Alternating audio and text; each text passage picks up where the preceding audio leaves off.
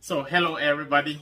This is another great chance, another great moment that the Lord has made for us. And my evening is one of a kind. I'm having such a great evening, an evening dazzling with God's grace, God's blessings.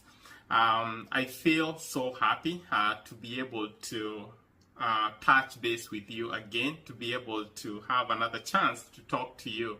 In today's sermon, I just want to give it a different approach, a different spin, a different kick altogether. And right before I get down to the dive, I would like to pose a few questions to you. Are you going through very tough life situations? Are you going through life struggles? Are you going through a loss, a bereavement, a disappointment? You've ran up to a closed door, a door that won't open. You feel like you economically challenged. You've been threatened with unemployment.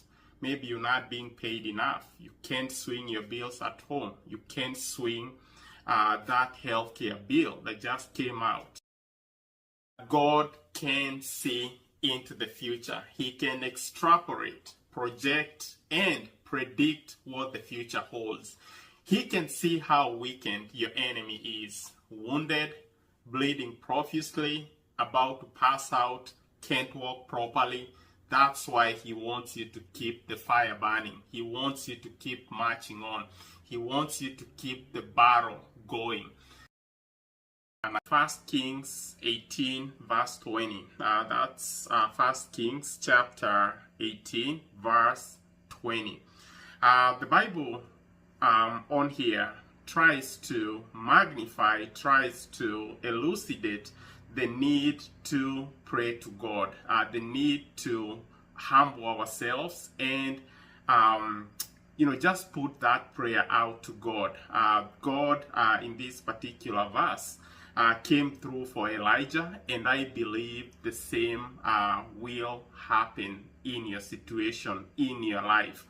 I want to take you guys through this very narrative that is filled with great eccentricity. This is the narrative of Prophet Elijah, his showdown and a fierce encounter with these prophets of Baal. So Elijah at the time, he was very angry. He was out decampaigning these idol worships, or these idol worshippers. He was out there trying to prove to people that the Lord Jehovah was the true God and not the Baal idols. So to try and underscore this very fact, he went up to these prophets of Baal and he decided to preposition a fierce contest with them So this contest entailed a very well choreographed test, a very tangible test.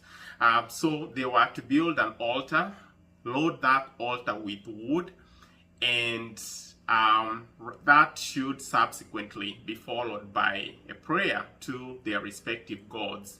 So whichever god would respond with fire and burn down the wood, then that should validate as the true God, the God that should be worshipped from there on out. So in this particular case, Elijah took a step back and led the prophets of Baal to go first.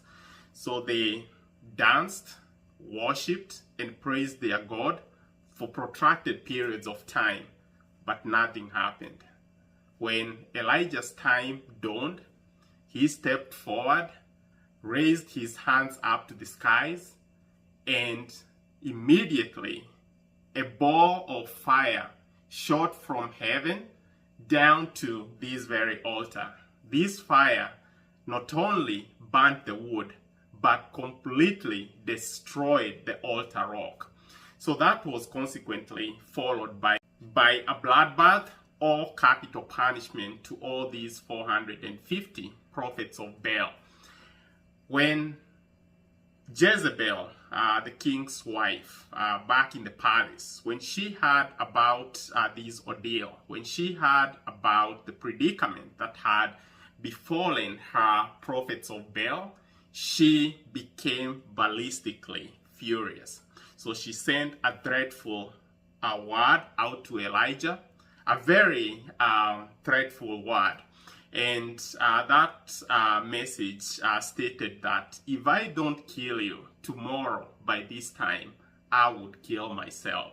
So when Elijah received this message, he was petrified, all frantic, all over the place, lost perspective and focus, and he decided to take off. So he took off into the wilderness. And so these oblivion, this blaring forgetfulness by Elijah is completely appalling. I don't understand where his mindset was, just having his memories, fade away in a split bit of a second. He forgot that God retrospectively delivered him in a spectacular fashion from this contest with the prophets of Baal, 400 of them. I'm assuming these are robust, very strong men, ready to fight, but God delivered him in a very spectacular style. So he should have handled this one cough from Jezebel, this one cough from a woman. I understand that women have a very women have some biting power. They wield a lot of power within themselves. But at the same time, I believe, I don't want to get too much into that, but because that might evoke a never-ending or an everlasting debate. But I believe Elijah could have handled that in a more practical, more prudent sense. Times in life, we've found ourselves in these situations. We're so worried about the murkiness of the journey, the challenges, the pitfalls that you might find yourself in, en route to your destiny. God wants you to stay focused. God wants you to keep soldiering on. No time to capitulate. No time to start backing out. No time to, project out your skepticism. You have to keep going on. You have to keep praying with consistency. And at the same time, like I mentioned, if you happen to be or challenged by a terminal illness, you have to put yourself out there. Talk to healthcare providers. Hop from from clinic to clinic. God will use those healthcare providers to bring healing onto your doorstep. So that's the message that I want to lay across. So let's not lose hope.